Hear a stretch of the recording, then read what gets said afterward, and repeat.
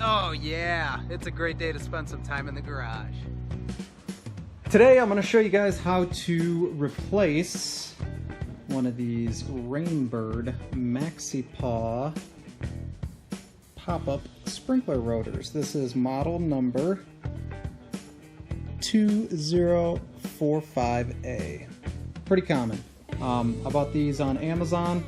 I think there's like 4 of them in this bag, interestingly enough. It comes with all the nozzles that you would need based on water pressure and distance that you're trying to irrigate. So let's go ahead and get to it. Alright, so what we're going to be doing with this one is we're not going to replace this whole entire housing, which screws into the supply line for the irrigation system. We're just going to replace the pop-up rotor that's inside of the housing. So what we need to do in order to get in there is you'll see that there's some little places where you can fit a screwdriver in here. You're just going to pop off this cap right here so that you can access inside. And inside of here you'll see that there's just a kind of a clip that latches the sprinkler cap in place, and so we'll just kind of try and pinch that together and pull up the rotor top. So actually I find oftentimes it's easier to just pull up the rotor top itself, hang onto the rotor underneath like that, and then if you can pinch one side down while you lift up, that works out pretty well. If all else fails, you can also grab some needle nose pliers and just try and pop it off that way. There you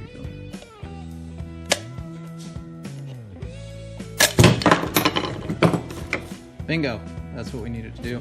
Take that off. So the reason we want to take that off is it's going to make it tremendously easier to use this special wrench, which I also picked this up on Amazon. I can't remember how much it was. Maybe I bought it last year, less than 20 bucks, I think, 10, 15 bucks, something like that. I'll put a link for it in the description. You can see it's got the Maxi-Paw model number there, 42064. So anyways, what we want to do again is we're going to pull up this rotor from inside, pull that up, and then you slip this down inside the housing, and this little arm at the top fits around that gray, if you can see that, there's this gray piece here, and once you get that in place, down inside, you can see the wrench itself fits around a large plastic nut at the bottom, and all you got to do is just twist. Righty tighty, lefty loosey. So we're just going to go leftwards with this till it's all the way loose, and there you go.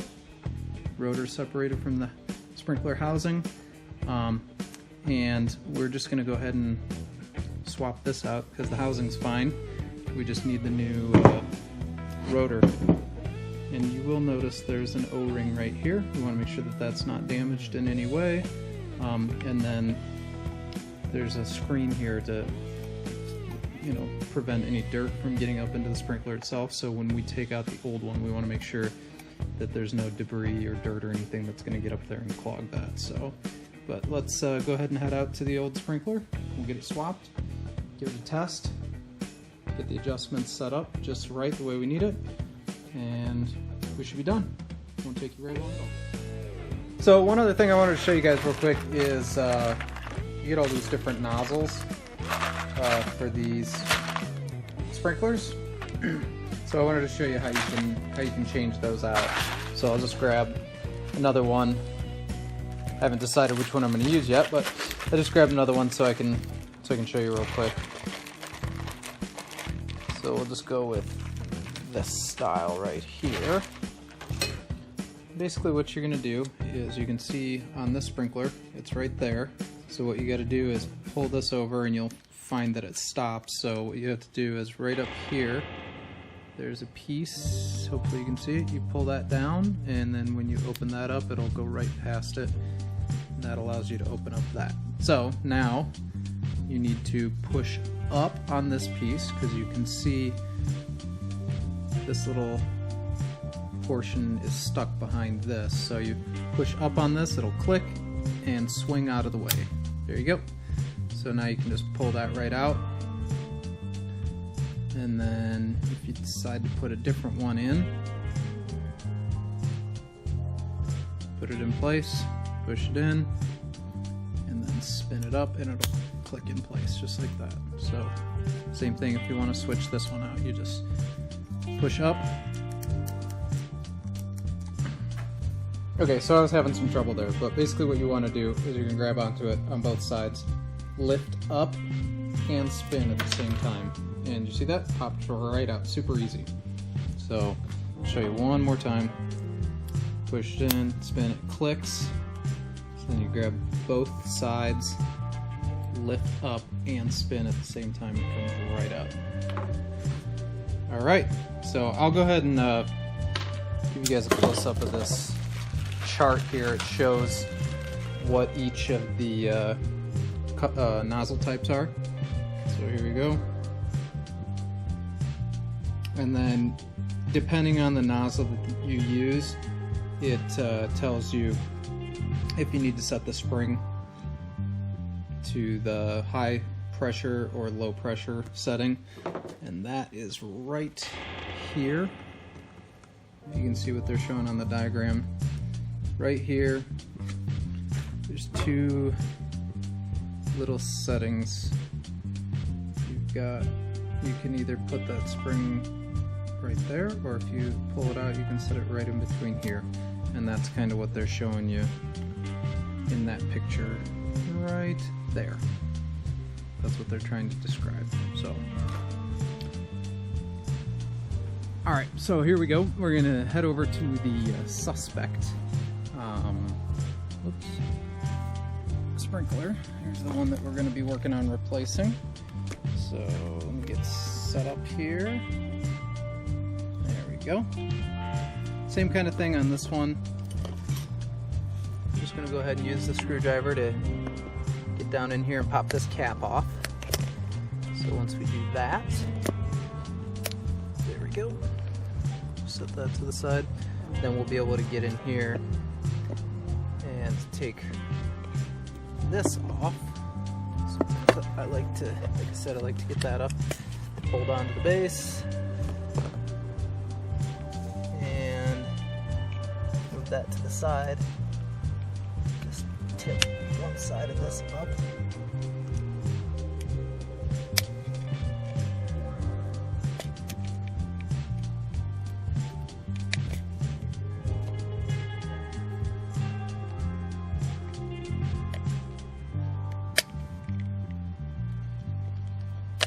Go, and that pops right out. And then what we're going to do is, unfortunately, in this situation, we've got quite a bit of dirt and crud down in this sprinkler. I don't know if you can see that. There's just a pile of dirt down at the bottom, so we're going to have to clean that out before we unscrew this, because we do not want that dirt to get down in the supply line. So I'm just going to use one of these panel removal tools that I've got. You can get them at Harbor Freight, fairly inexpensive. And the reason I'm going to use that is because it's got this angle on it. I can get down in there and scoop the dirt out and try and remove as much as possible before, there you go, prime example, before we move on to taking out the old rotor assembly.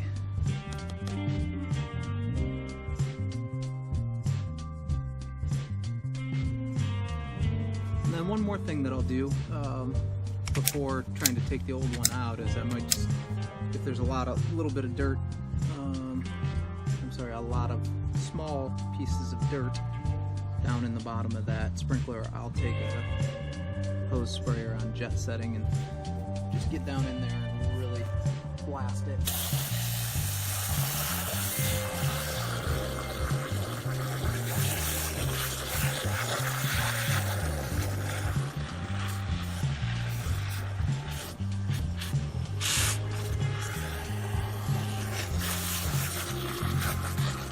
I'll just keep spraying that until the water starts to look somewhat clear. That will give me a good indication that most of the dirt is out of there.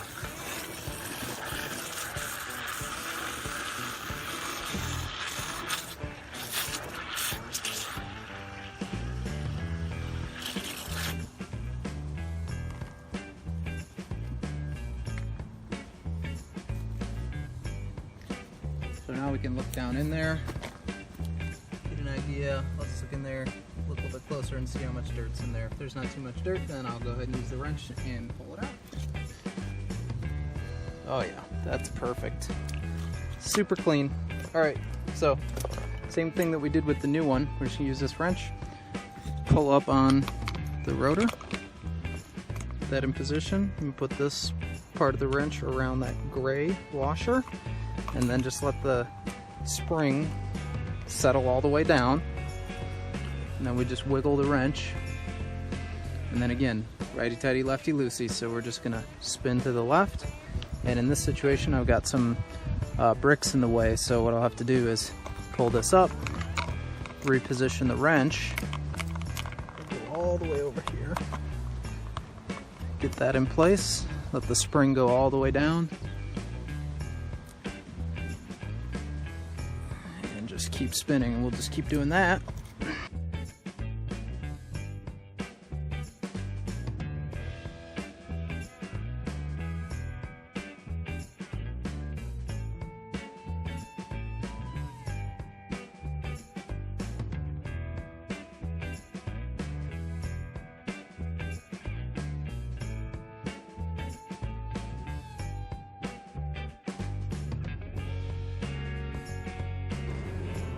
Looks identical, so I'm gonna go ahead and get this put in, start it up, set the positions, we'll go from there.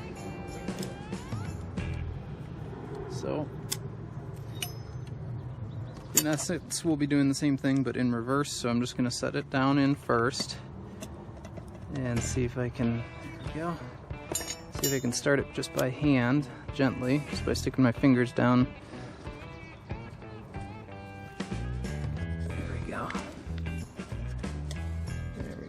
Making some progress. Okay, so now we'll get the wrench in here, and this time we're tightening, so I'm going to start over on this side and go around as far as I can, pull up, reposition the wrench, let it down into place, spin, spin, spin until we get a good seal. Give you a view of what it looks like down inside here.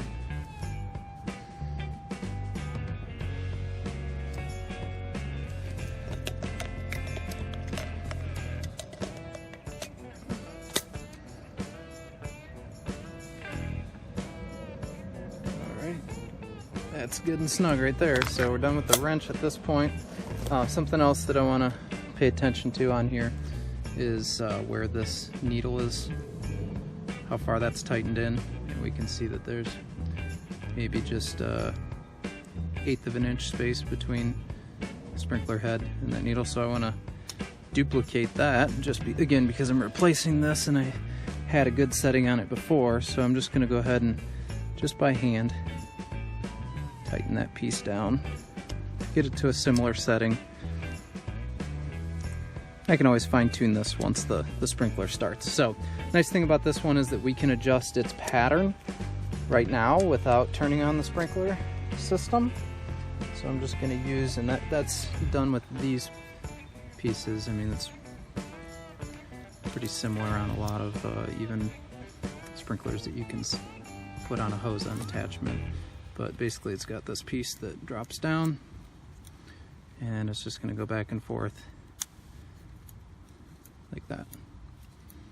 Okay, so I want to get a good 180 degrees, so we're going to go all the way this way, and I also want it to go all the way that way. So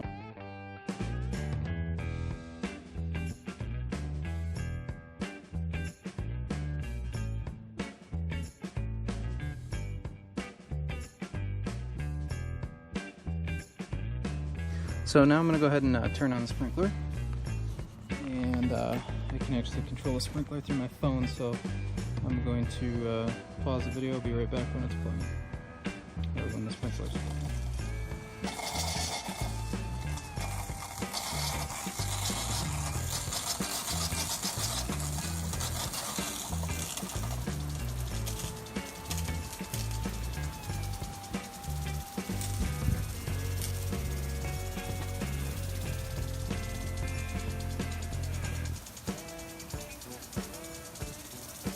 So here we go, we got that sprinkler up and running. I didn't put the cap on yet because I wanted to check the pattern before I did that, but we can see that I pretty much got it set to where I want it to be.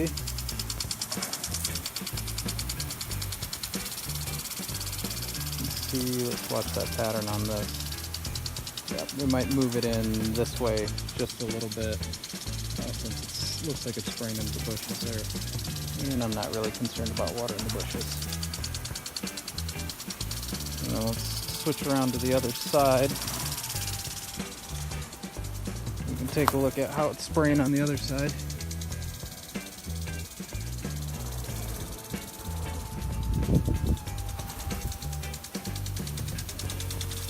Looks like pretty good.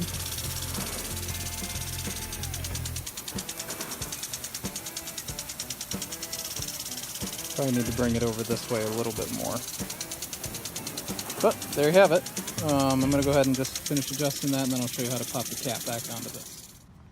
Okay, so now that we got the sprinkler pattern all set, we just want to put this cap back on, keep the debris and stuff out of there.